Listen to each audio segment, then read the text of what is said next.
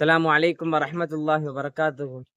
இன்றைய தினம் நம் எந்த வசனத்தை பற்றி பார்க்க இருக்கிறோம் என்றால், ஒருவன் தொழுகையில் எவ்வாறு இருக்க வேண்டும், தொழுகையில் நிற்கின்ற பொழுதெனில் அவனுடைய நிலை, அவனுடைய சிந்தனை எவ்வாறு இருக்க வேண்டும், அதனை பற்றி அல்லாஹ் குர்ஆனிலே சொல்லி காட்டுகின்றான்.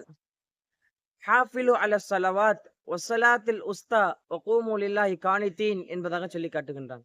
இதனுடைய அர்த்தம் என்னவென்று பார்த்தால், நீங்கள் தொழுகையையும் நடு தொழுகையையும் பேணி பாதுகாத்து நீங்கள் தொழுகுங்கள்.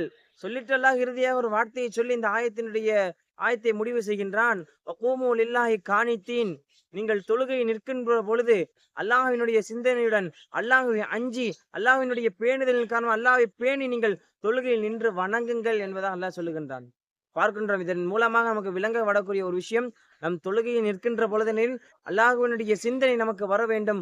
அல்லாஹ்வை நாம் பார்ப்பது போல் அல்லது அல்லாஹ் நம்மை பார்க்கிறான் என்கின்ற சிந்தனை நம்முடைய உள்ளத்தில் ஏற்பட வேண்டும் என்பதாக இந்த குர்ஆனினுடைய வசனத்தின் வாயிலாக நமக்கெல்லாம் விளங்க வருகிறது. ஆக தொழுகையில் நாம் அல்லாஹ்வினுடைய சிந்தனையை ஏற்படுத்துவோமாக. ஆமீன். அஸ்ஸலாமு அலைக்கும் வரஹ்மத்துல்லாஹி வபரகாத்துஹு.